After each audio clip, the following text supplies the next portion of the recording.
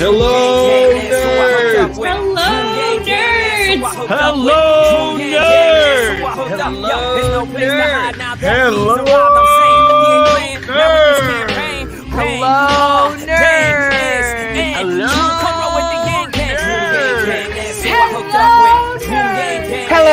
nerds! Hello, nerds! Hello, nerds!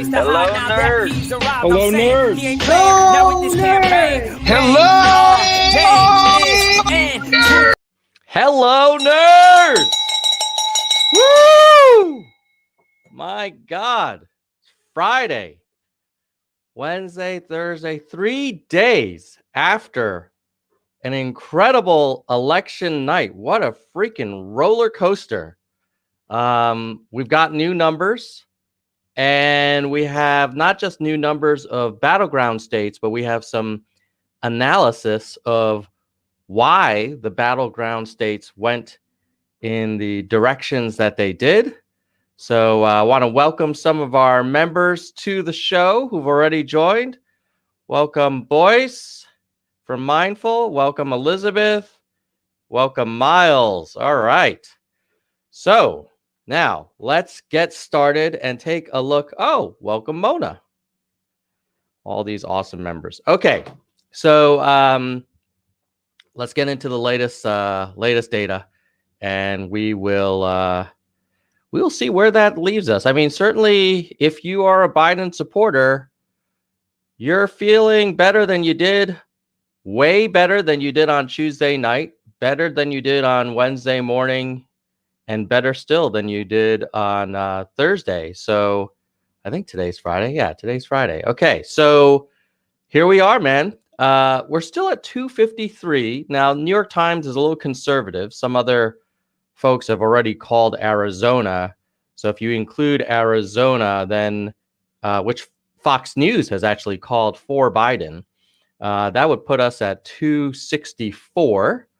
So just 6 points away from the big 270, which you could easily get with Nevada in terms of on the bullseye 6 electoral votes. But let's zoom in here so everybody can see. You don't know if you're going to get that from Nevada because Biden is leading Trump by 22,000 votes. And there's about 100,000 to go. So, yeah, it's looking pretty good. You'd have to have a big Trump surge in those last 100,000 votes that he has been catching up, though, in Nevada, I will say. It doesn't look like it's a done deal. So where else can Biden find those 6 electoral votes, assuming he holds on to Arizona? Now, I said Fox News has called Arizona. Why has Fox News called Arizona? Well, he's been up by 50,000 or now 40,000 votes for some time, tens of thousands of votes lead. And there's only about 200,000 to go.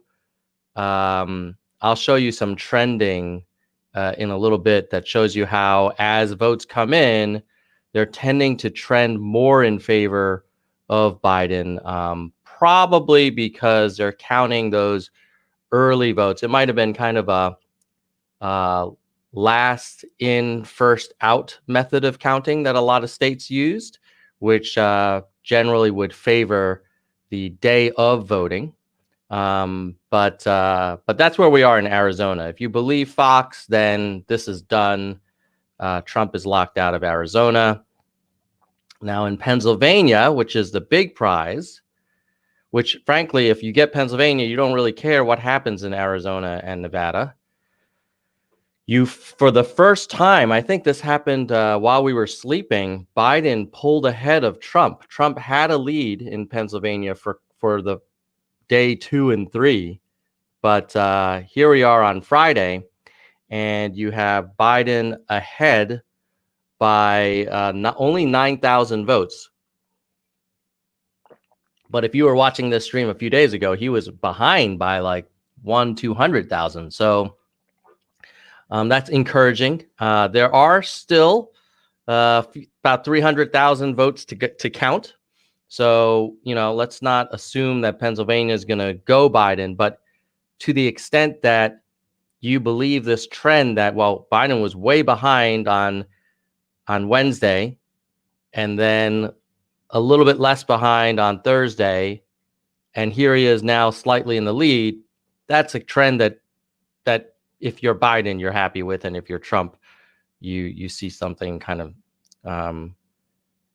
of drifting away from you. North Carolina continues to be in favor of Trump, and so this is a bright spot for the Trump campaign. And Biden's been trying to grab North Carolina for the last couple of days. I don't know if this is going to happen. I don't think it will. I think North Carolina will probably go to Trump. And Georgia, this one, when we went to bed, depending on what time you went to bed, was in favor of Trump by about 2,000 votes. And now it's flipped to Biden by about 2,000 votes. Or really 1,700. So that's super, super close. What does this mean for the electoral count?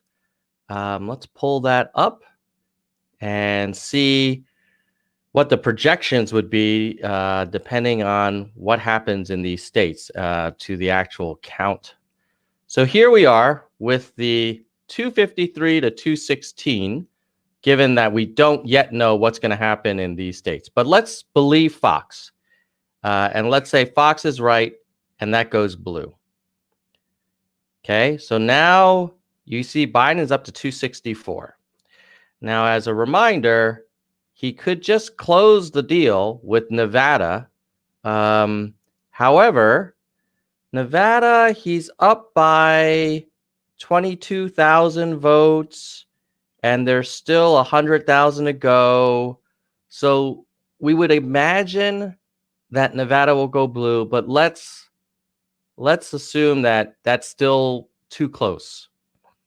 Then you've got Pennsylvania, where, yes, Biden is only up by, I think it's like, let me take another look. He's only up by 9,000 votes. And you could argue like, well, look, he's up by more in Nevada. Why are you going to give Pennsylvania to Biden and not Nevada? And I think it's the trend. It's the fact that he was so far behind in Pennsylvania a couple days ago, and he's really just climbing. It's sort of like he's got this great momentum. He's got this great series with possession of the ball, and he keeps getting these first downs. So I'm gonna say Pennsylvania may go blue, and then you've got North Carolina, also where Trump was ahead, and Biden has closed the gap a little, but frankly, not enough for us to give it to Biden. So let's assume that Trump holds on to North Carolina. And then finally, you have Georgia. And Georgia is where Trump, much like Pennsylvania, was in the lead, and then Biden has clawed his way past Trump, and now he's up by a massive 1,600 votes. But again, similar to Pennsylvania, we like that trend. So we give that to blue. And you end up with 300 electoral votes for Biden, 231 for Trump. Even if you give Nevada to Trump, it becomes 300 to 237. Now, let's say we're getting a little ahead of ourselves, and since Georgia is the slim 1,600 vote margin, let's say we don't get Georgia. We give that back to Trump. Still, you're at 284. So it really comes down to, if you take Pennsylvania, you win. If you don't take Pennsylvania and you give that to Trump, but you take Georgia, you win. So basically, Trump has to win both Georgia and Pennsylvania to get over 270. Now, of course, what we're not talking about is, let's say all of these states certify the results.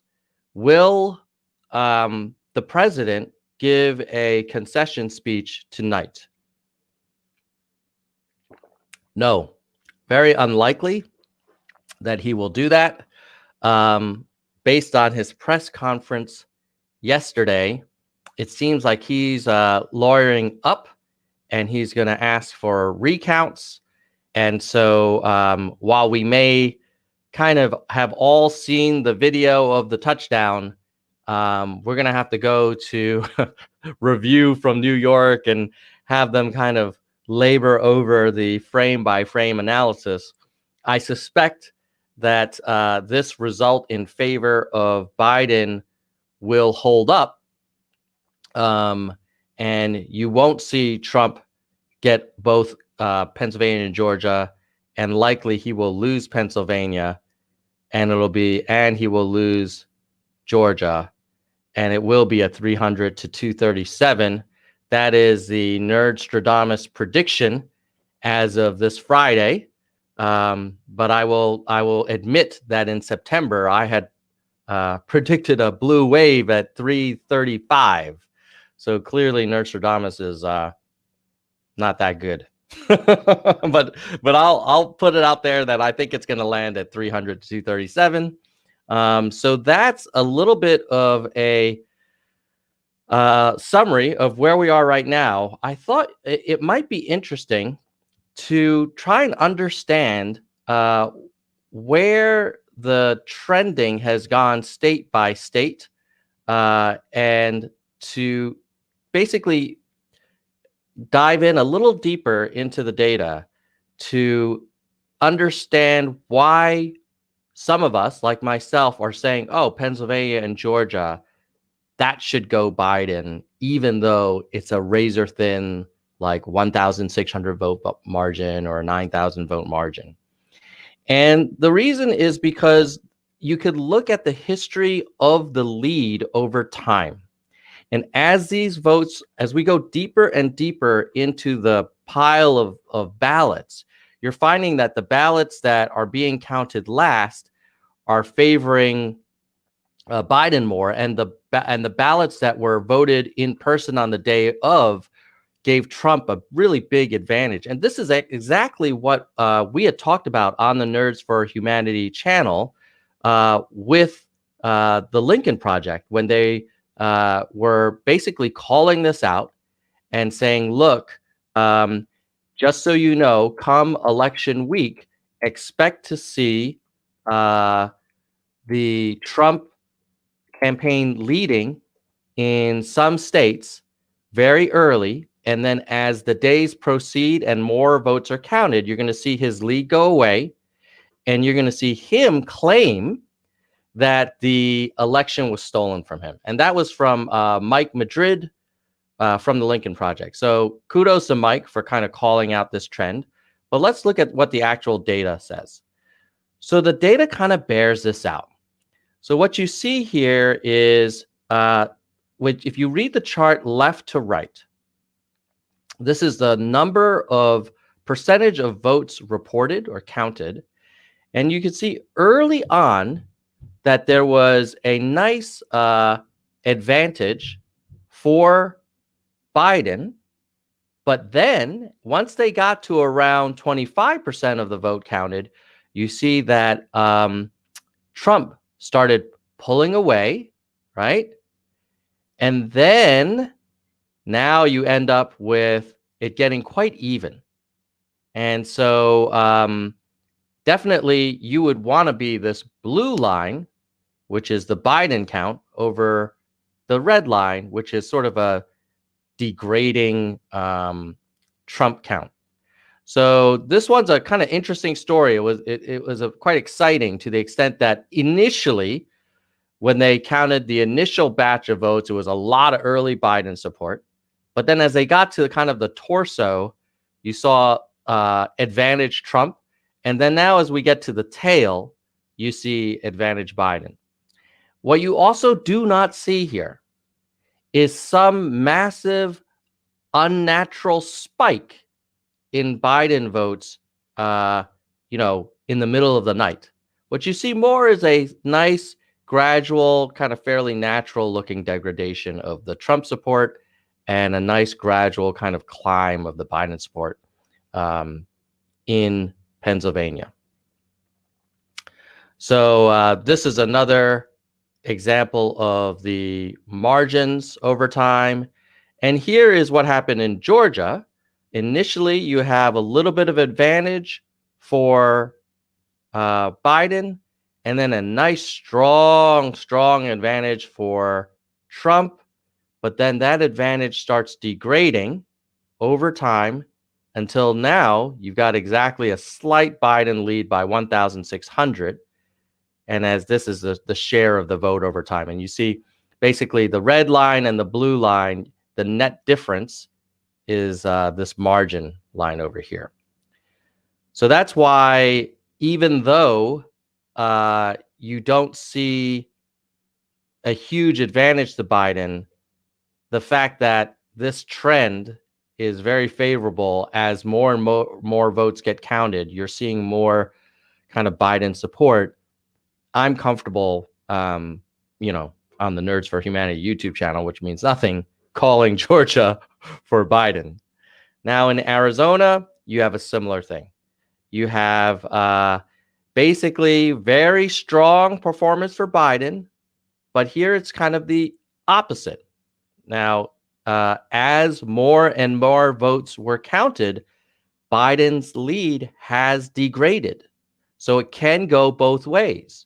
In this case, it could be, for whatever reason, the votes that they counted lately started to trend way more towards President Trump, but not enough to offset the total number of votes, which results in Biden being ahead by 43,000 in Arizona. And here in Nevada, you see really, really close all the way through. So close, the two lines almost look like one. And you see Biden just holding on to the thinnest lead, but he is holding on.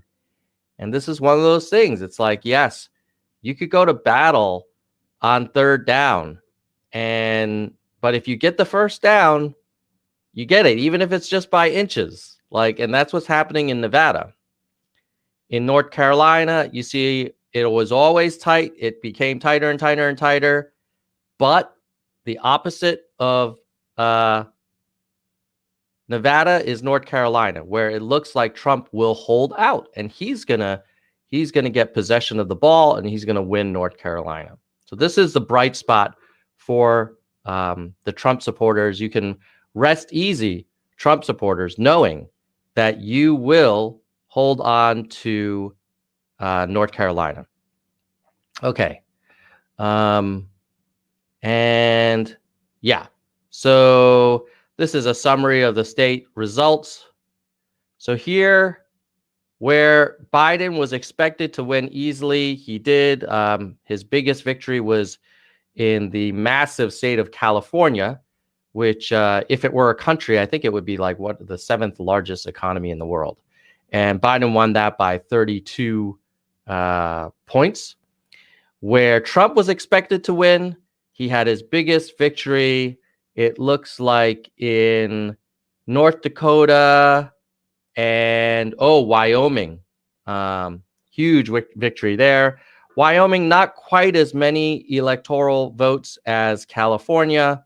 So these are victories, very strong victories, but unfortunately in the game of getting to 270, not going to move the needle as much as, let's say, California and New York were for Biden. Now, in states where Trump was expected to win narrowly, he did. So kudos to Trump on Alaska, Indiana, Kansas, Missouri, Montana, South Carolina, Utah. So Trump delivered in where he was narrowly supposed to win, and so did Biden. And I would argue that Biden's margin of victory, where he was narrowly supposed to win, was smaller than where Trump was. And then when it comes to the toss-up states, you got to give Trump credit. He did land Florida, huge deal. Unfortunately, it looks like he's going to lose Georgia. And but he did win Texas. A lot of people thought Texas would be kind of evolving more into a kind of purplish state. It did not. So at the end of the day, if you look at where Trump was expected to win, where he was expected to narrowly win, and toss-up states, he did really well. Unfortunately, what Trump needed to do to get to 270 is really take on this column. Because frankly, if you look at the polls before the election, Biden was expected to win. And in order to have a different outcome, Trump would have had to have some surprise wins. If he just won where he was expected to and a couple where it was really close, well, what happens is you end up with this outcome here. I mean, let's take another look at it. So you got to be fair to Trump. It's not like he did a terrible job. Kudos to Trump, man. But dude got Florida, right? Dude got North Carolina. Dude held on to Texas. Those were not easy wins for him. He might take Nevada. Unfortunately, you need to get to 270 and 237. Not going to do it. Wouldn't be prudent, right? So how could Trump have turned this around? Well, for sure, if Trump had gotten Georgia, then he would have gotten to 253. And most importantly, if he had gotten Pennsylvania, game over, Biden. You're done. You're cooked like a turkey. Unfortunately, that's not what the votes say. The votes say Pennsylvania probably going to go blue, Georgia probably going to go blue. Is this a blowout? Hell no. Furthest thing from a blowout. This is basically Biden winning in overtime with the slimmest and slimmest of margins. But that's the game. At the end of the day, the team with the most electoral votes gets the presidency. It's not like, oh, you have to have a landslide or you have to beat expectations. You just need to get more points on the board than the other guy. And as of now, that is looking like it's going to be Trump 237 to Biden 300. Now, if you guys want, I'm happy to dig into what happened in Florida, Georgia, Michigan, and Wisconsin to try and understand what the specific kind of statewide results look like what happened in Florida, were there certain demographic groups or etc. So stay tuned for that. I'm going to hit that in a second. I'm going to make one thing, a quick plug is if you feel like whether you're Republican or Democrat and you just are tired of career politicians from both parties saying the same crap all the time and doing zero, and you'd like to see more congressional representatives that come from everyday life, that are successful in all walks of life, they're not like swamp creatures, right? And here's a statistic for you. 90% of incumbent congressional representatives get reelected, even though most Americans are very unhappy with both parties in Congress. So if you care about that, I do volunteer. In fact, in a short period of time, I'm going to be taking the day off from work and working on product development for ofthepeople.us. So go check it out. It's kind of like a Kickstarter for first-time congressional candidates.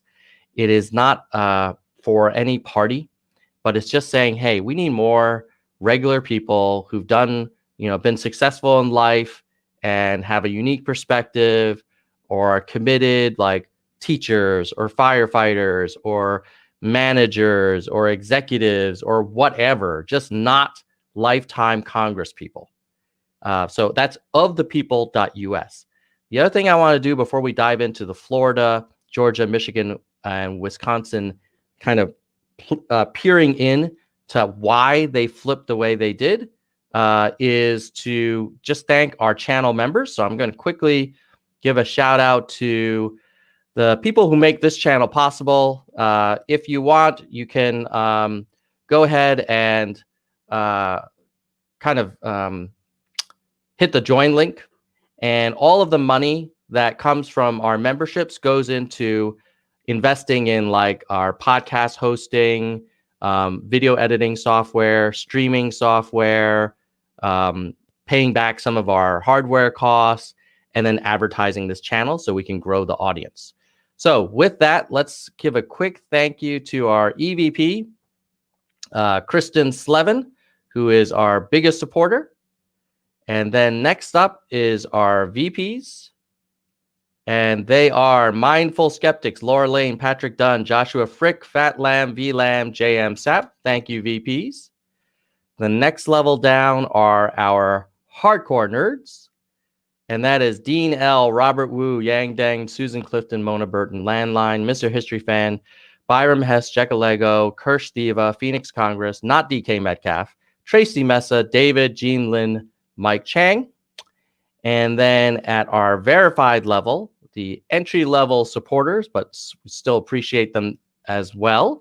We've got Ira, Miles, Hui, Nell, Stephen, Brad, Jalopy, Aaron, Emma, Brenda, Anna, Joel, Spirited, KM, Bike, James, Blair, Jessica, Ryan, Rasta, Tony, Vaughn, Elizabeth, Christina, Lisa, Shake, Doris, Nell, Mike, Gail, Richard, Roger, Ben, Lori, Soldier, Emerald, Jedwiga, Sophia, Hitachi, your mommin, Peter, Arez, Sugar, Albert, Brandon, yes, Brian, Helen, and Lisa. Okay, so thank you for all of our supporters of the channel. Couldn't be making this content without you. If you want to become a member, just hit that join link in YouTube and you can help support more nerd content. So what happened in Florida? Let's take a look. Florida election analysis. Okay, so here you have in 2016, Trump won by only the skin of his teeth, 1.2 margin. And in 2020, he won by 3.4. So I know there is this narrative that there's this vast Democratic conspiracy where, 18-wheelers full of ballots are being dumped into Florida. But the reality is actually, you should not feel bad if you're a Trump supporter, because he actually did better this year, the year of the so-called stolen election in the most important state, probably next to Pennsylvania, than he did 4 years ago. So I don't know, like, I suppose the Democrats can argue that, well, there was a Republican governor in Florida. Maybe he faked some ballots, or how come the Democrats weren't allowed to like sit next to each poll counter? But like, let's call a spade a spade. Like, Trump won Florida. I don't see anybody saying there was a lot of foul play in Florida. Apparently, he won. Good for him, man. A 3.4 margin is like almost triple the margin that he had before. And what you see is basically these counties pointing with the right red arrow are showing movement of the voters to a more conservative stance, especially in Miami. So the length of the arrow shows the amount of the shift. And yes, on the northwest corner of Florida, there was some shift to the Democratic Party. What you see most is this, I think it's Miami-Dade County, with a big shift to the right. A lot of people think that is because of the Cuban and Venezuelan voters being very concerned that Joe Biden is a secret Marxist and socialist. And I find this very interesting because we have 47 years of history on Joe Biden. And the last thing anyone would call him is some kind of socialist. In fact, a lot of people in the Democratic Party, they don't like Biden because they think he's a secret Republican. So I don't know. If you think someone is a secret Republican and then the Republicans thinks he's a secret socialist, who knows? Maybe he's just kind of middle of the road. Possible, right? So at any rate, that's Florida in terms of movement. You see very little movement to the left, right? A little bit in Lee, a little bit in Brevard, not a whole lot. You see a real big move from plus 29 Democrat. Miami-Dade used to be a Democratic Party powerhouse. It went from plus 29 to plus 7. So that is a wake-up call for the Democratic Party. And that's a theme that I think we're going to talk about a lot in the next few days and weeks, is like, yes, it's great that Biden will likely win. But what in the Sam Hill happened to the Democratic Party? You Democrats. And I admit I'm a registered Democrat, but I'm not like a hardcore Democrat. I've voted for more Republican presidents than Democrat ones in my life. But you Democrats, you had a reality TV talk show president who fumbled and completely dropped the ball on a global pandemic, who is associated with some of the most hateful, divisive voices in the country. And you freaking couldn't hold your typical lead in Miami-Dade. You almost lost the damn county. How is this possible? So, yes, kudos to the Democratic Party for winning the presidential, but you got your ass kicked in the House of Representatives. And I think the Democratic Party needs to have a, shall we say, a come to Jesus.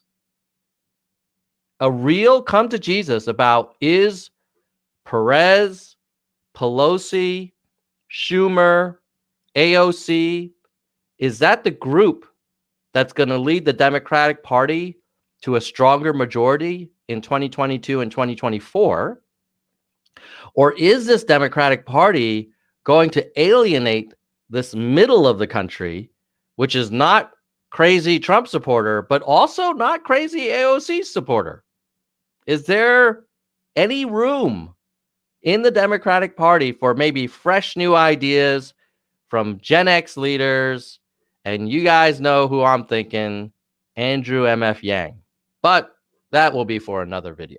So let's keep going with Florida. Basically, Donald Trump kicked some ass in Florida. And you can see here that when there were districts that had more Hispanics, those Hispanics, especially the Cubans went Trump big time. If you are a Democrat and you wonder what the hell happened in Miami-Dade, ask the Cubans. The Cuban Americans, understandably, I know this very well, not because I'm Cuban, but because my family immigrated in the 1970s from Hong Kong, where they were very concerned about communist, what we used to call red China. Red as in like communist China. And now my mom is like really, really anything that even gets labeled socialist, she's like, that is the end of the world. We left. We fled communist China to Hong Kong and tried to get out of Hong Kong to the U.S. because we wanted freedom. We want capitalism. We want free markets. That is probably the same mentality of these Cuban American voters, where their parents and grandparents probably tell them about Fidel Castro, all the crazy shit that he did, which he did, and he's terrible. And they somehow have convinced themselves that Joe Biden, Mao Zedong, Fidel Castro, Maduro, they're all the same.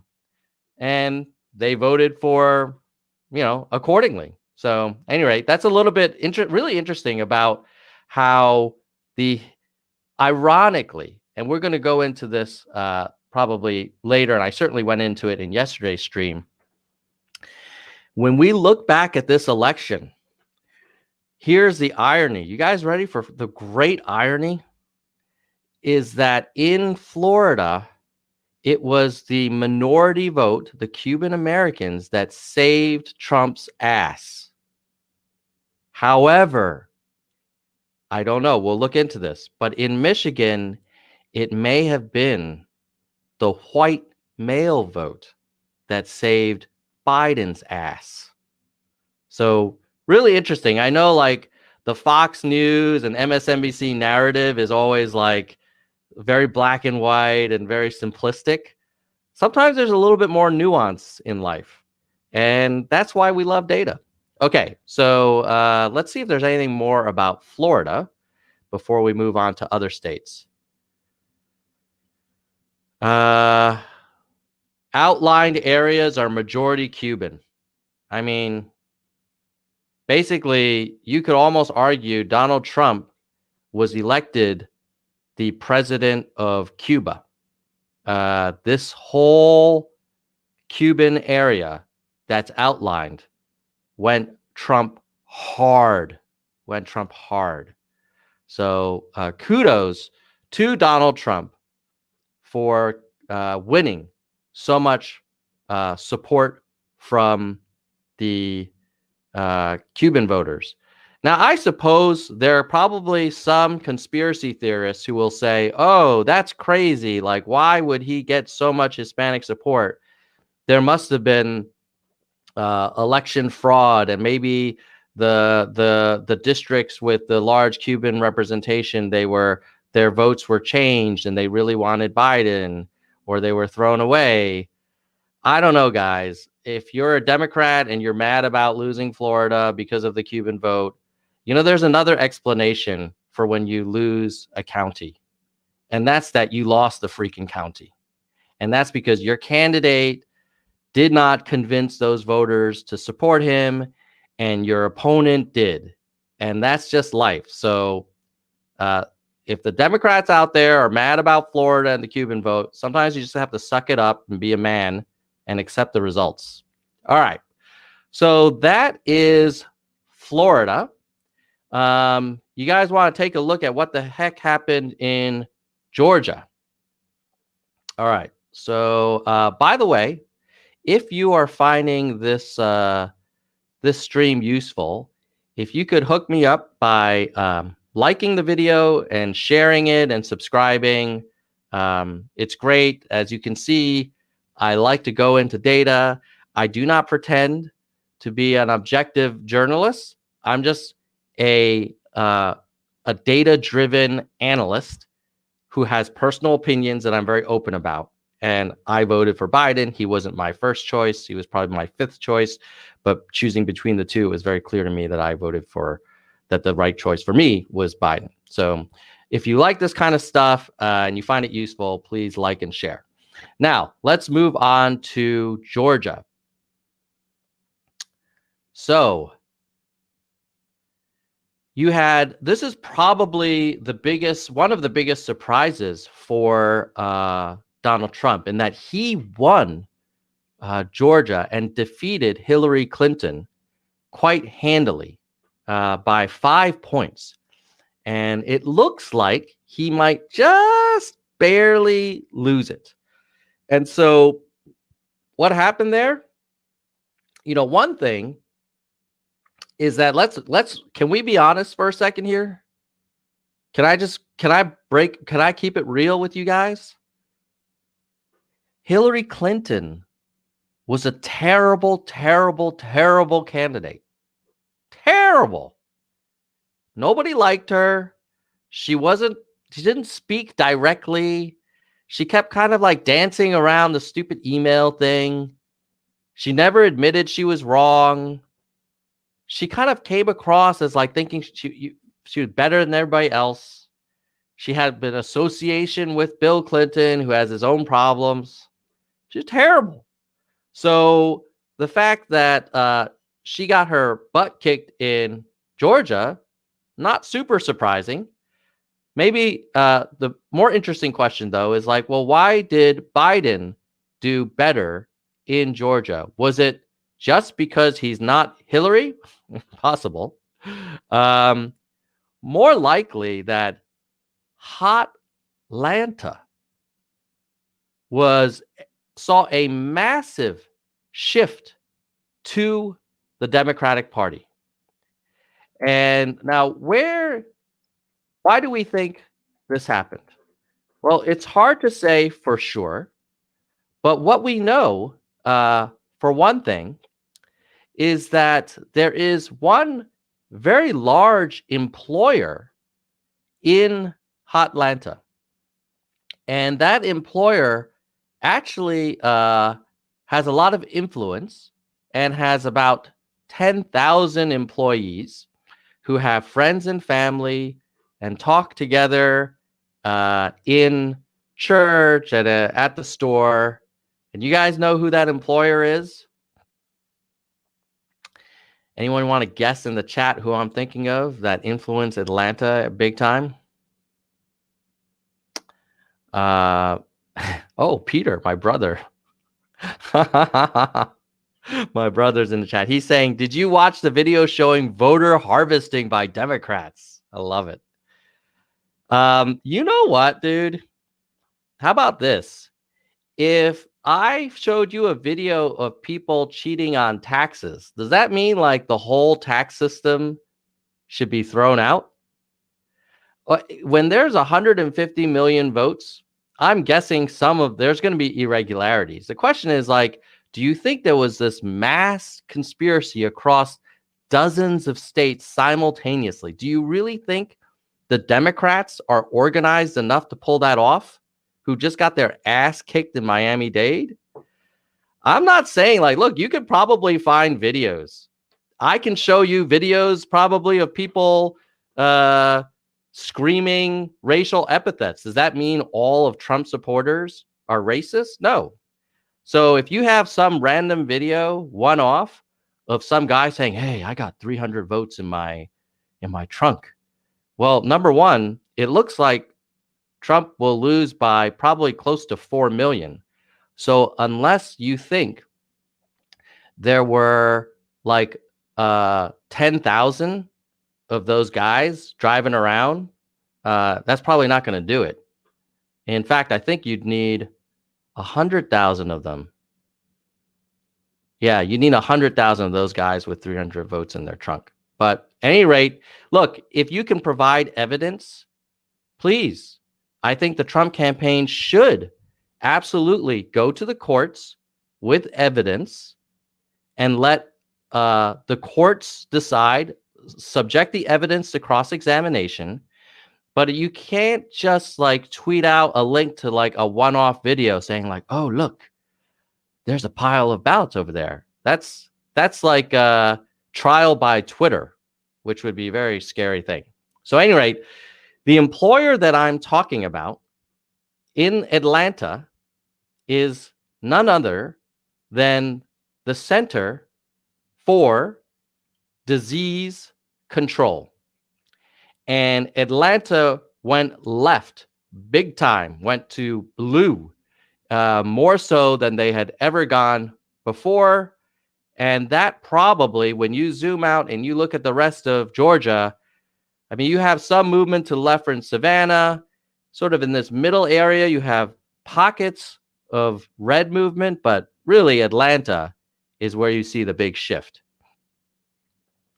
And here's another visualization where the size of the circle shows the lead.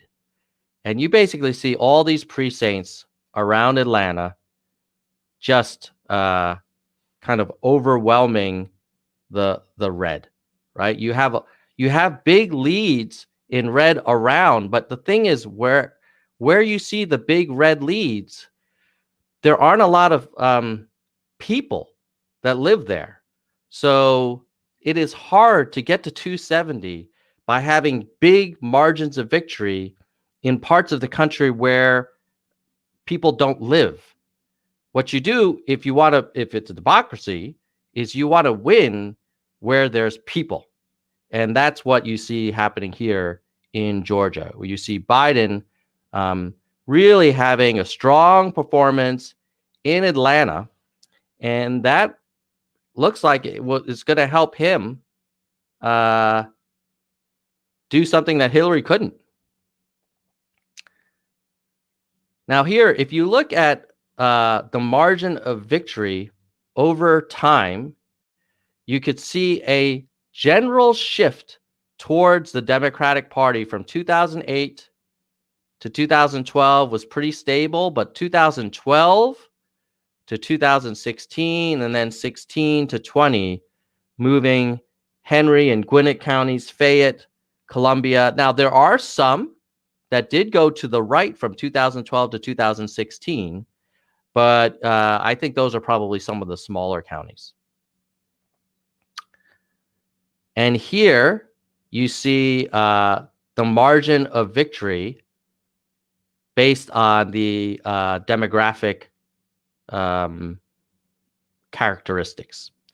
So in counties that were more black versus less black, if it were less black, you see actually more movement towards the Democratic Party. And in some counties that were heavily black, you see some movement towards the Republican Party. So this narrative that, oh, you know, Donald Trump is just the party of the white people and the Democrats are the party of the minorities. Well, in Georgia, it was the white people that may have done more for Joe Biden than anyone else. And you can see that in these charts. Basically, less black, you see more blue. More white, you see more blue. Even with the college educated, you see two things happening. You see very strong movement for highly educated people, even further towards Biden. You do see for the very least educated still movement more towards Trump.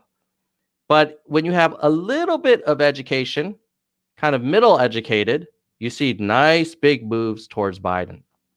So it looks like at least in the state of Georgia, it might have been white people, moderately educated, that were the biggest movers to turn that thing blue.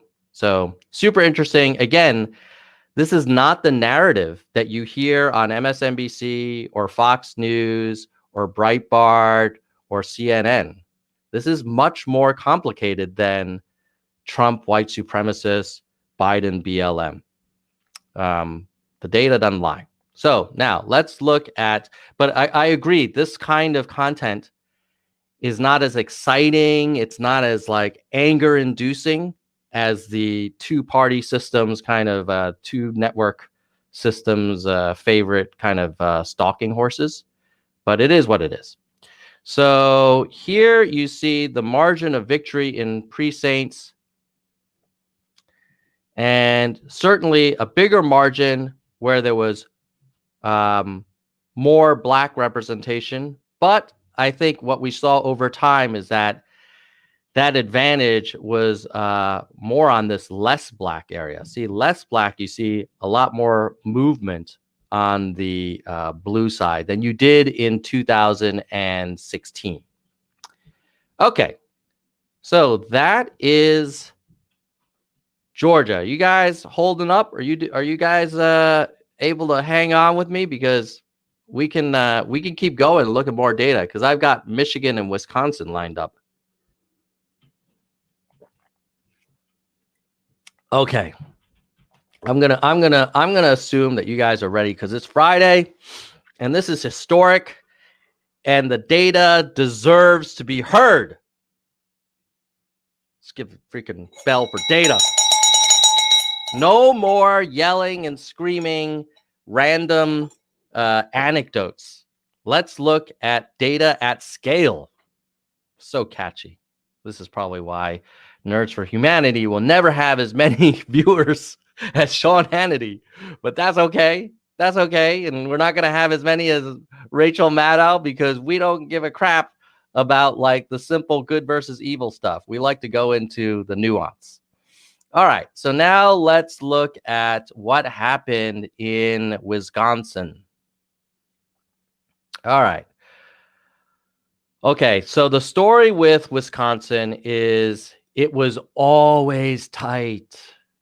Wisconsin was not some kind of big seismic shift for Biden. Trump barely won in 2016. I think he had like 20,000 votes lead. Hillary lost by 20,000. And in 2020, it's possible that Trump is going to lose by 20,000. So if you have any friends, if you're a Trump supporter, you have friends that said, I'm not going to vote. Well, that's what happens, man. And if you are a Biden supporter and you got a few people to vote, well, that might have made the difference in Wisconsin.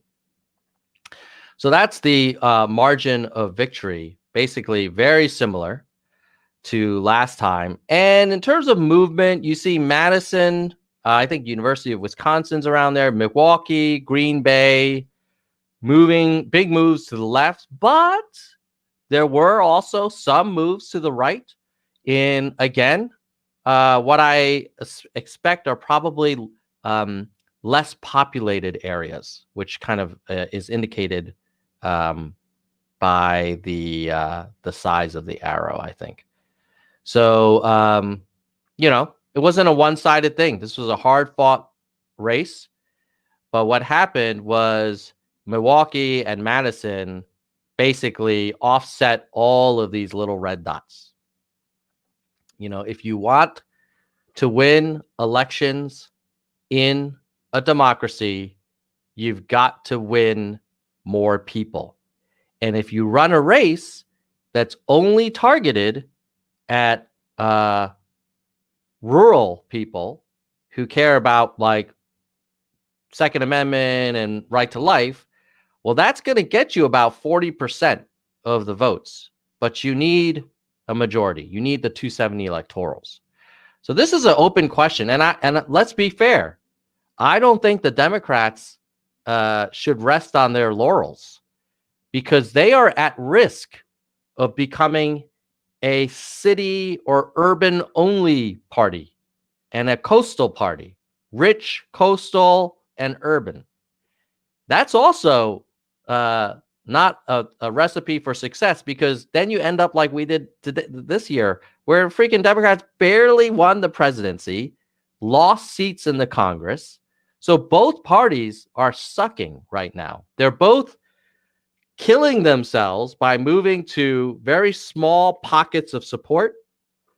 And frankly, if there were a third party that supported universal basic income, ranked choice voting, open primaries, carbon tax, vouchers for vocational schools, shoot, I'd take that over both of the current parties. A pox on both their houses.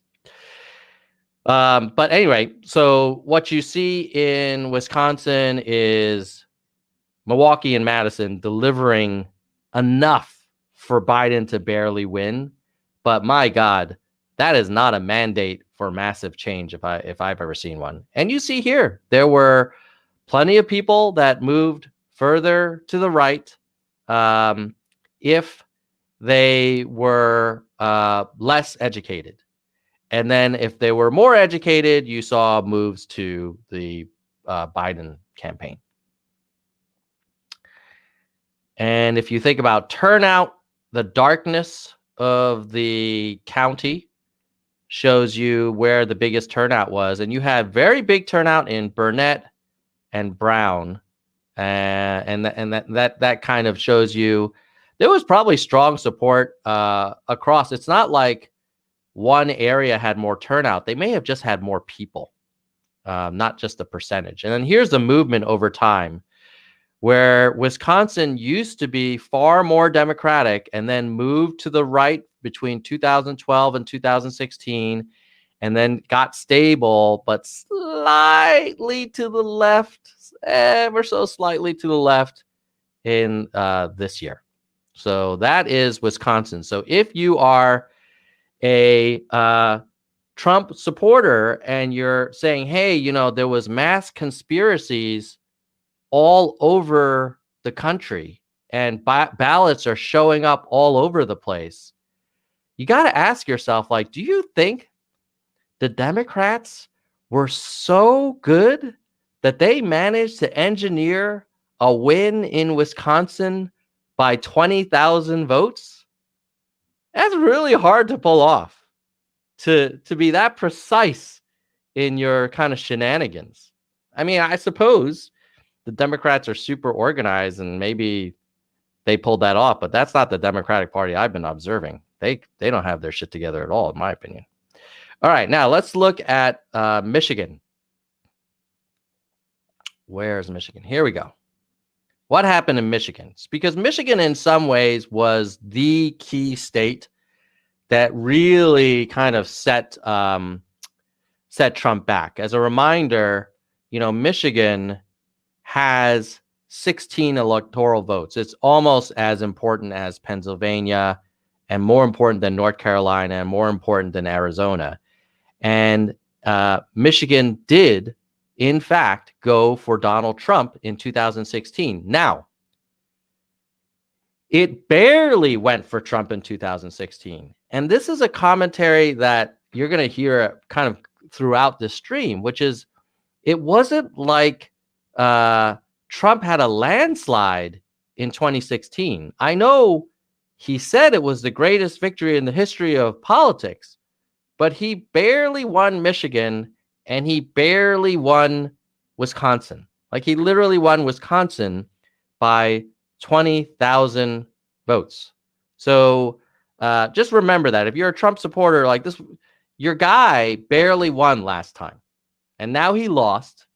So going from barely won to barely losing is not like some massive conspiracy. Like, could it be that maybe he pissed off a lot of people because sometimes he acts a little bit like a dick, right? Could it be that maybe he didn't handle the COVID crisis and all he did was keep talking about, you know, shutting down planes from China, which is great, but that's probably one of like 10 things he needed to do. Okay, let's get into what happened in Michigan. Big moves to the left around Grand Rapids and around the lake area.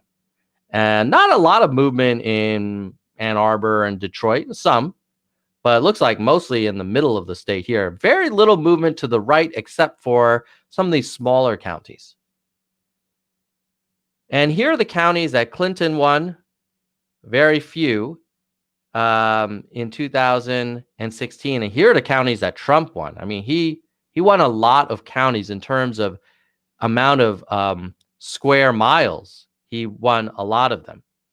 But as you can see here, that those counties moved, many of them moved to the left in 2020. That's what the blue line, the blue arrows represent. So a lot of counties where Trump won, they said, I think I've had enough of that. And in terms of white versus not white, less white, you see that For people who are less white, they generally did not shift in voting patterns. But for many of the counties that were more white, you see a movement to Joe Biden. So again, the narrative you hear about Trump supporters being dominating the white vote, we're not seeing that in Michigan. What we saw is that for counties that were more white, you saw a big move away from Trump and towards Biden. So that's Michigan. And here is the margin of victory over time. You see a nice move towards the Republican Party from 2008 after Obama was elected to 2012. And then it held steady when Trump was elected. But then something happened between 2016 and 2020 for many, many counties to clearly shift to the Democratic Party. And these were even some very strong plus 25 plus 25 Republican counties moving to maybe, plus 10. And some that were plus 5 Republican moving to plus 5 Democratic Party. So this isn't like, again, guys, it's not like there's one county where there was a tractor trailer of ballots dropped off, and suddenly you have this one county that's all the way to the right, boom, go to the left, and everybody else stays Republican. What you see here is a systemic denunciation of the Trump choice. Or maybe denunciation is too strong a word. What you see is a systemic move across multiple counties in Michigan away from the Republican Party to the Democratic nominee, right? Now, if you looked at this and you were like, well, wait a minute, why is this one county went from plus 25 Republican to plus 25 Democrat, and that completely tipped it? Well, then I would say, well, we need to look into that. We might need to kind of investigate there. But, the other explanation is that the Democratic Party was so brilliantly coordinated that they managed to infiltrate multiple Michigan counties simultaneously and just perfectly move enough votes to win by the tiniest margin. Okay, maybe you're giving the Democratic Party a lot of credit there. I don't think they have their act together to do that. So that's about the move over time. And I think that pretty much covers our state-by-state analysis. If you want, I'm happy to look at what the candidates are saying on Twitter and see, one thing I would say is there is an opportunity for Ivanka Trump to do the country a great service. Ivanka, if you're listening, which I know you're not because I'm guessing you don't really care about the Nerds for Humanity channel, but if you're listening, you alone are able to walk into that Oval Office, or more likely to the upstairs in the residence, and mute the TV, just mute Fox for a minute and say, Dad, I think we fought really hard and maybe you should have won, but it's unlikely we will prevail in the courts. And the right thing for the country is to show some grace and give a dignified concession speech this evening so that we can unify the country. You can still play a major role in politics, and your followers will not leave you. But if we drag this out, it's not going to change the outcome. And it's just going to split this country apart. That's going to be bad for the economy. It's going to be bad for trust in the democratic process. And it's going to be bad for the Trump brand.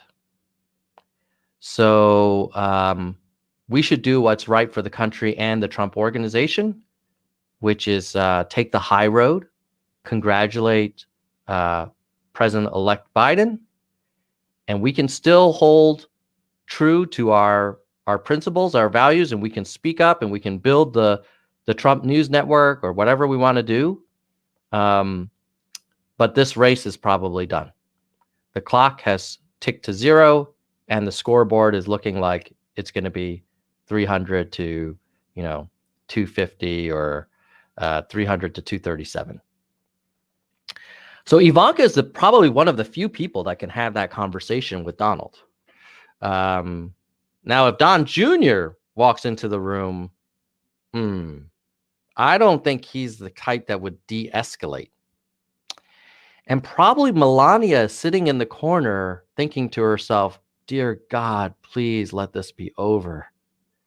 But yeah, so it's a big decision for Donald, like really balls in his court on how he wants to play, wants to make his next move. He could take the route of saying, hey, this was a coup. All of these elections are bull. All of the ballots are fake. I don't accept it. I don't accept Michigan going to the Democrats. I claim it. I claim Pennsylvania. I claim North Carolina. I claim Arizona. And therefore, I will have the biggest victory in all time because I won all of the legal votes. And the only states where Biden won, they were illegal. But the states where I won, they were legal. Like, he could do that.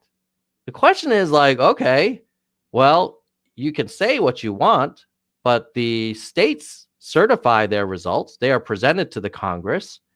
So unless you have evidence, real evidence, not Twitter videos that you're passing around Breitbart, real evidence that stands up in a court of law to cross-examination, testimony, hard evidence, like if you want to put someone in jail, you got to show evidence. So if you want to declare a national election fraudulent, you too have to show evidence. You can't throw someone in jail by just finding some article in the New York Post, right? You can't do that. So why should we let our presidency be chosen by such kind of flimsy accusations? Like, if you got evidence, bring it. Let's the courts decide.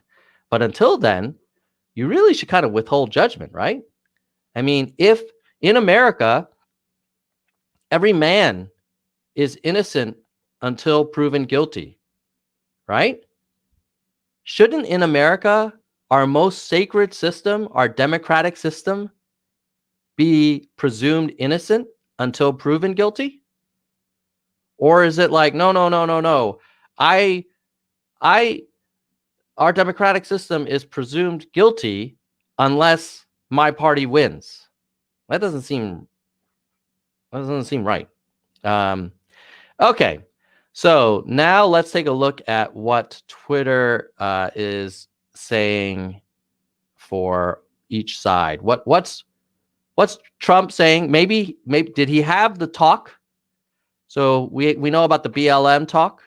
There's also going to be now the Ivanka talk. Did Ivanka have the talk with Donald? And are we seeing that in Donald's communications? Or did Don Jr. have the talk, which is basically a call to arms? Let's take a look and see. We don't need Tom's opinion. Let's just see what the president himself is saying. So we're going to go. Oh, by the way, if you want, you can follow me at Nerds4Yang. Okay, Donald Trump. Twitter knows I'm searching for him. What is Donald Trump, President of the United States, saying to his 88 million Twitter followers? Maybe he hasn't been tweeting a lot. We'll see. I have not looked. I actually don't follow him because I found a lot of what he was saying was kind of disturbing and kind of not a good use of my energy. So he's saying, where are the missing military ballots in Georgia? What happened to them? So this is a good example of someone making accusations. And let's look at the Georgia results. Right now, Georgia has 2% of votes outstanding. We have Biden ahead by 2,000 votes. And Georgia's not done counting. So when you say things like that, you kind of already are kind of tainting the jury. Now, as a reminder, friends, Georgia is not run by what Donald Trump likes to call a Democrat governor. Okay? Georgia is run by who? This man. This man, Brian Porter Kemp, a red-blooded American businessman, pro-life, pro-religion, okay? Elected in 2019. So I guess you could assume that maybe, I don't know, Antifa got to old Brian Porter Kemp and turned him into some kind of Marxist, socialist, BLM, troll, double agent. I mean, come on, man. Okay, sorry. Got a little carried away. Let's see what else Trump is saying. With the attack by the radical left Dems on the Republican Senate, the presidency becomes even more important. What are you talking about? You guys held the Senate. Let's fact check this. Should we fact check the attack by the radical left in the Senate? Last time I checked, and we can go to the actual numbers because the internet allows us to do that. Let's take a look. As far as I can tell, the Democrats have only had a +1 gain. They flipped 2, but the Republicans took 1 Democratic seat and turned it red. So it's 48-48 with 4 remaining, right? And you've got 2 blue check marks, 2 red check marks. Montana and South Carolina went Republican. And it looks like Iowa and Georgia are going to go Republican as well. So I'm not sure kind of what the big kind of brouhaha is about the Senate, but it looks like you guys are doing fine in the Senate. And so just like, what's the word? Simmer down. Simmer down, yo.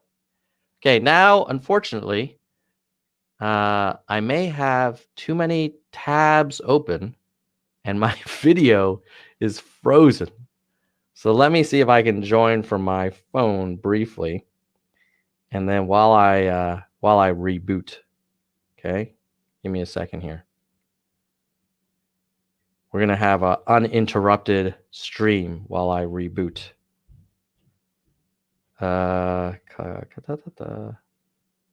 Technical difficulties, nerds. What kind of nerd are you? Yeah, I'm going to have to come back. Stay with me, folks. I'll be right back.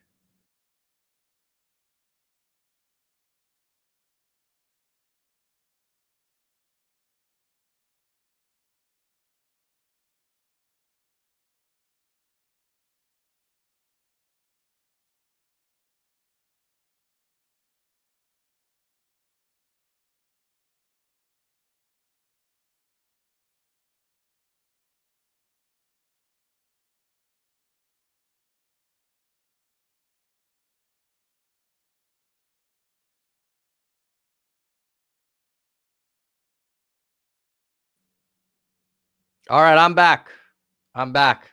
Sorry, folks. Okay. So, I was talking about, hold on, let me make sure audio's, yeah. I was talking about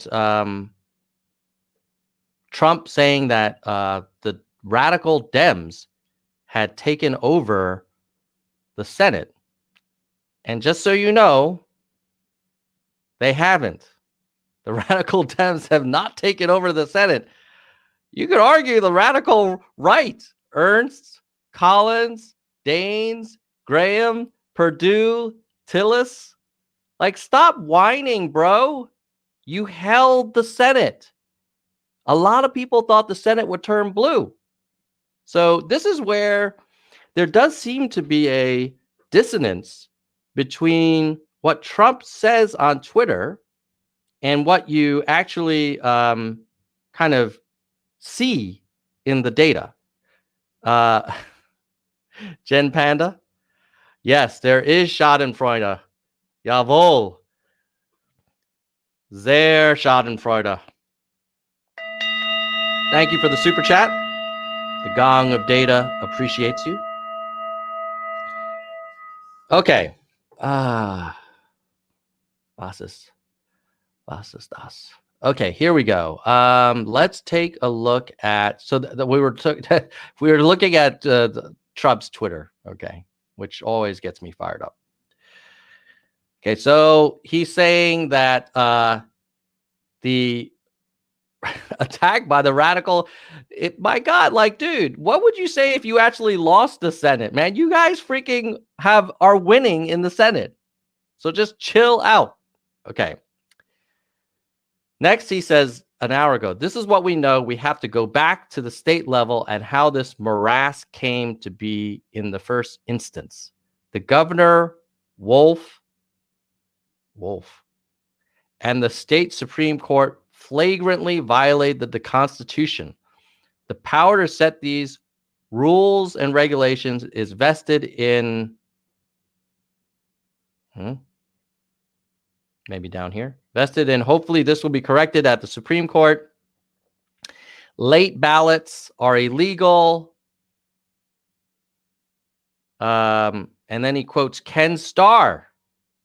Okay, well, I guess this will go to the Supreme Court. I mean, he seems very eager to go to the Supreme Court. I think I understand why, but I guess, like, I presume the democratic system is innocent until proven guilty. I also presume that the Supreme Court, despite having a lot of Trump appointees, will be impartial until proven otherwise. So I say, let's go to the Supreme Court. Let's bring the evidence and see what happens, as the president likes to say. Let's do it. Go ahead. Go to the Supreme Court. What do you have? Make your case. Follow the law. Okay, Twitter is trying to get me to follow Donald Trump Jr. If you ever thought that Twitter was some kind of left-wing, conspiracy, why are they trying to make me follow Donald Trump Jr. and Melania Trump? Because that's not going to happen. Okay. Then he says, Philadelphia has a rotten history. Twitter is out of control. Made possible through the government gift of Section 230. Then he has something that even Twitter won't show by default. But I'm going to say, yeah, show me the crazy. I'll see the crazy. I easily win the presidency. The observers in caps were not allowed in any way, shape, or form to do their job, and therefore votes accepted during this period must be determined to be illegal. Okay. You know, a little civics lesson. The states decide how their votes are counted, right? Of all people, the Republican Party should know about states' rights. So is the state allowed to say, hey, you can't send a bunch of campaign staffers milling around every table? Frankly, if anything, I would trust the observers less than the actual poll workers. Those are just everyday Americans trying to do their job and open freaking envelopes and stick them into a machine. The observers, God knows, what are they going to do? Are they like part of the Giuliani kind of just crew of deviants? I don't know. Any rate, so that's what Trump is saying. Now, in fairness, we keep harping on what Trump is saying, calling out his statements. We should also see what Biden is saying. If Biden calling Trump names and saying that this is we should call, kind of go to war and every vote is illegal. Let's see what Biden says. Keep the faith.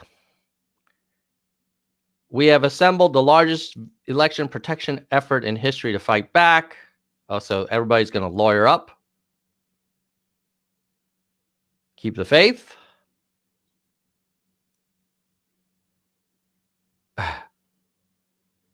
Dad, husband, and this is Twitter trying to get me to follow people. No one is going. Oh, David Axelrod. I do like that guy. I will follow him. Okay, Joe Biden. No one is going to take our democracy away. America has fought too much to let that happen. People will not be silenced. Every vote must be counted. I spent the afternoon attending briefings on the ongoing COVID-19 crisis and state of the economy. Tune in as I provide an update on these briefings and efforts to count every vote. All right. So that is good old Joe Biden. Kind of pretty boring, standard stuff I'm hearing from Biden. But honestly, I don't mind a little bit of boring because I don't want to have to read my president's Twitter feed and see him clearly lying about stuff. I mean, you guys saw, like he said there was a radical left attack on the Senate. They fucking held the Senate. They won more seats. What is this? He's just making stuff up. Okay. Now, last thing is I saw in the chat, some people were talking about COVID. So I actually care deeply about that because I don't like it when we see people dying that don't have to. So let's see.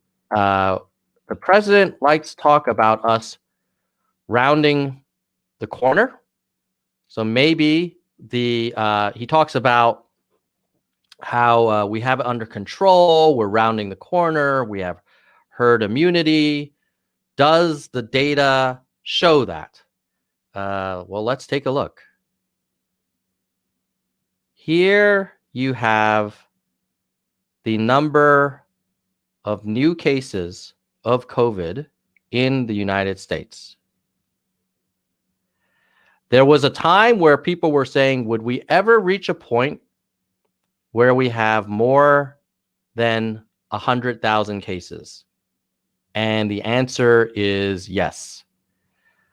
On November 4th, the day after election, we hit 107,872 cases. The next day, on November 5th, that jumped by almost 15% day over day to 120,504 cases. So I ask you, does this look like the chart of turning the corner? Okay. Now, some of you are probably saying, and I know my brother has made this argument many times to me. He's a big MAGA guy. He said, no, Tom, that's just because we test more. This is just a CNN conspiracy. The same guy that's driving around with the truck full of ballot harvests, he's also doing tests. Okay, fine. You want to make that argument, you can. What about deaths? If you're turning the corner, the number of COVID deaths should come down, right? So on November 4th, there were 1,616 Americans who died on that day from COVID-19. That is half of 9/11. Now, if you're a Trump supporter, you may be saying, oh, Tom, you're selectively picking the data. Look, it came down on November 5th. It came down to 1,108. And as you can see, there's a natural seasonality, probably a day of week effect. But this is not the trend you want, guys. I mean, think about it. If 1,000 people were getting murdered by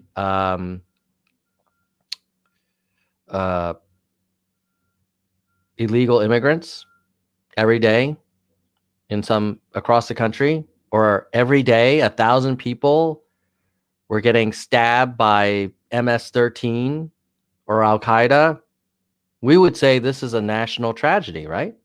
We would say it would require a national plan.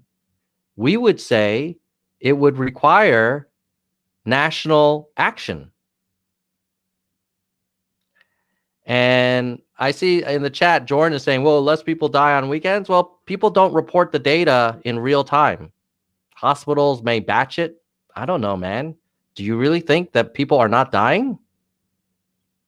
You really think that every hospital in America is just falsely reporting the number of deaths? I don't know. I mean, if you believe that, then like in what world can we make decisions? We only believe what's on Breitbart and what comes out on Twitter from Donald Trump? Like, come on. At some point, you probably know people in your family who have contracted COVID, or you have friends who've contracted COVID. It is not a hoax. It is not a fake virus. It's real, and people are dying. Now, some people I know have made the argument that, oh, well, if we didn't test so much, we wouldn't show as many cases, right? And so one thing that you do want to think about is the rate of positive tests coming back, right? So just a little recap. One argument you'll hear is the reason we have more cases is because we test more. Okay, fine. Then if you test more, there's another number you could look at, which is what percent of tests are coming back positive? Out of every 100 tests, how many are coming back positive? And that way, even if you double, triple, quintuple the number of tests, the positivity rate, if you're really rounding the turning the corner, it's going away, the number of positive results should be going down, right? So let's look at that. This way we can ignore the fact that there are more tests being conducted, because I'll stipulate right now, we are doing more tests. But the percent that are coming back positive, if you have this thing under control, should be going down. Can we agree on that? I hope so. That's the math, okay? So let's look. This is Johns Hopkins Coronavirus Resource Center. And the tan bars are the number of tests conducted. And it is true, we are conducting way more tests now than we were in August, and more in August than we were in May. Stipulated. The thing that you need to look at is the blue line. This is the percent of tests that are coming back positive. This is not the number of tests that are coming back positive. This is out of every 100 tests conducted, how many are coming back positive? And guys, we are at freaking 7%. 7%. Just in October, it was 4% that were coming back positive. This blue line is not going down. Okay, there was this brief pause in the summer when everybody thought, oh, we're through it. And then now you've got the weather's turning. People are hanging out indoors. People are not wearing masks. They're not social distancing. They were literally going to giant rallies. We won't say for what purpose, but they were, and you know it. And they were not wearing masks, and they were not distancing. And just because you're outside doesn't mean the virus can't be transmitted. So if you're turning the corner, can someone explain to me why the blue line is going up? Listen to EDM is saying, can we also look at hospitalizations? Even if a death rate is lower, a lot more people recover, might have long-lasting conditions. That is absolutely true. And I did an interview with a pulmonologist and an ICU doctor, Sukar, about this in Northern Virginia on this channel. You could look it up. Just search for Nerds for Humanity COVID, and you'll see the doctor interview. And she talks about how there were actually like 30-year-old nurses in her team who contracted COVID and were like daily runners. And now they can't walk more than 10 feet without losing their breath, even after they've quote unquote recovered. So just because the percent that are dying is coming down, two things: the number of people dying is going up. And just because you don't die doesn't mean that you're not going to have COVID lung for the rest of your life. You're not going to have COVID mental acuity issues for the rest of your life. So this is some serious stuff. And I think listen to EDM makes a good point here. So what I've heard from some of my MAGA friends is, I literally heard this. Well, Tom, maybe the positivity rate is going up because they get more money by saying someone has COVID. And, at some point, you just have to say, I suppose no matter what happens, unless you literally drop dead yourself of COVID, you can make an argument that, they had other comorbidities, or the hospitals are getting to bill more for people when they say someone died of COVID. You can make all of those arguments, and you can kind of come up with excuses as to why this isn't a problem. But let me ask you this, look at the rest of the world. Look at Europe. They're struggling. UK had to shut down. UK, fact check, has a single payer system. Okay? They have no incentive to make believe that people are fake dying of COVID. France has a single payer system. They have no incentive to make believe that people are fake contracting COVID. So can you tie your brain into knots and come up with some explanation that COVID is not a problem? I suppose you can, but the facts just don't support that. Okay. So there's also, I have data for you about the excess death rate. Okay.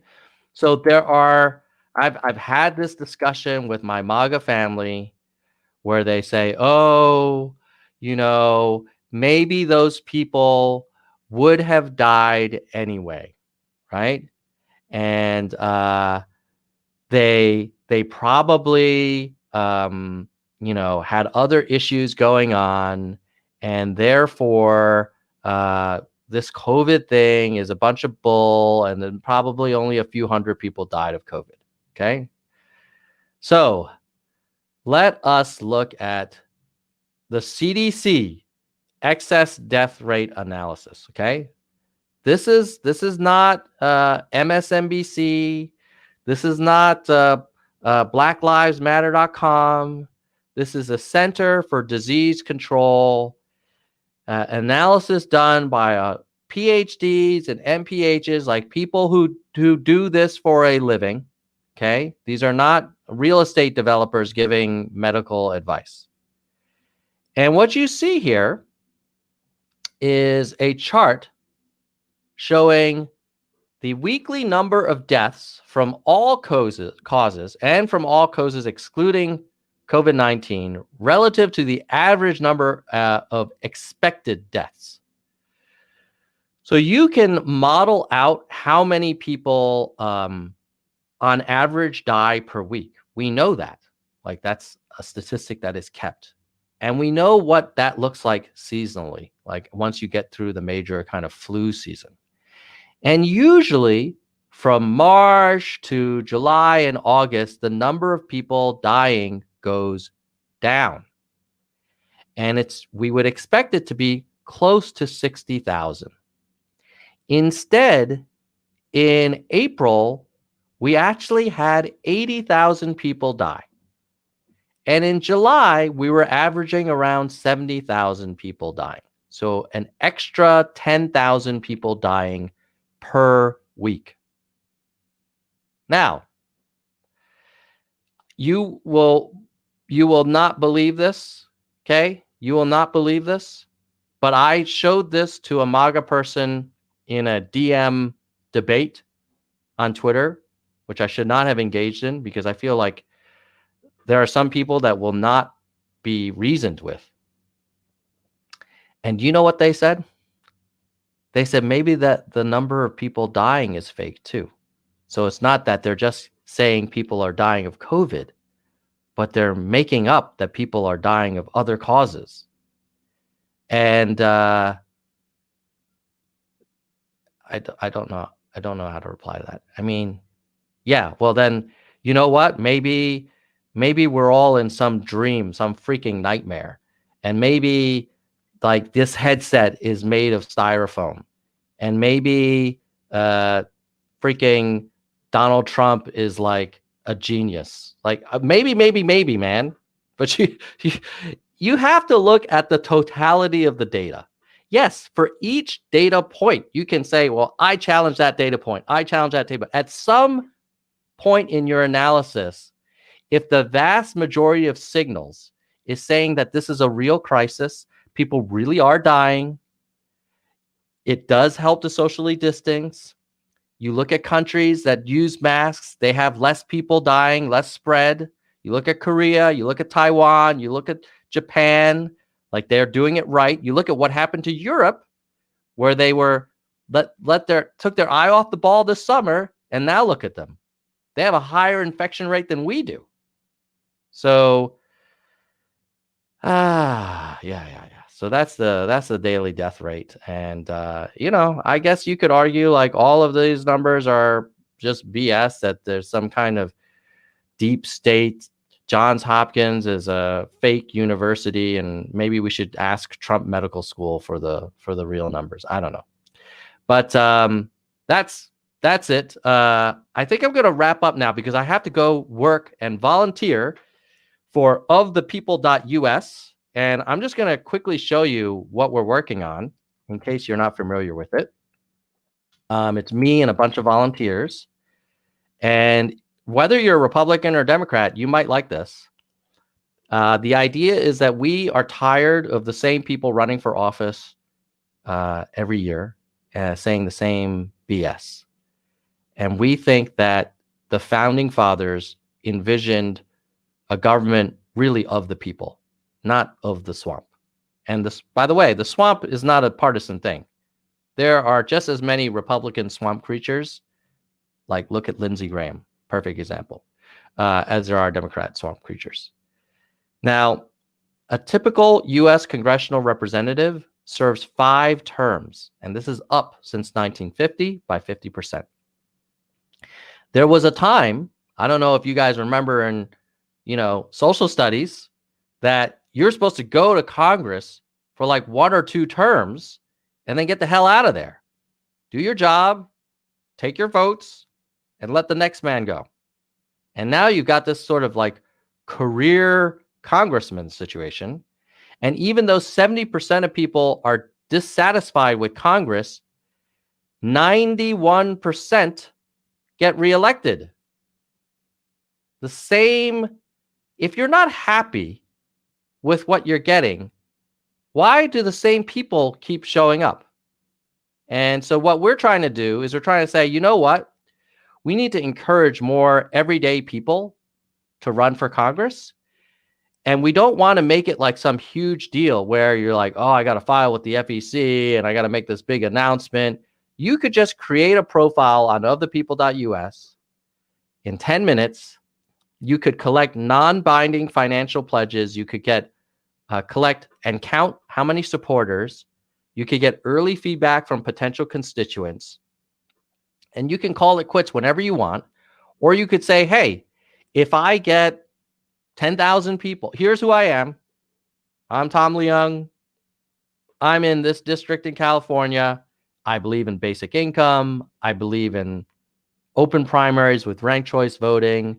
I believe in a carbon tax. I believe in a VAT tax. I believe in vouchers for people to study in vocational schools. Those are my 5 things. If you like that and you think that I can bring something to the table, express your support for me. And if I get to this number, then I'll run, right? And then on the voter side, it allows you to very quickly browse, discover alternatives to your current incumbents, encourage or draft people to run, give feedback to prospective candidates, and then also volunteer and pledge support to encourage people to kind of make it official. It's basically started by me and a former colleague of mine, Ian Schaefer, up in Seattle. We've both worked in technology, for decades.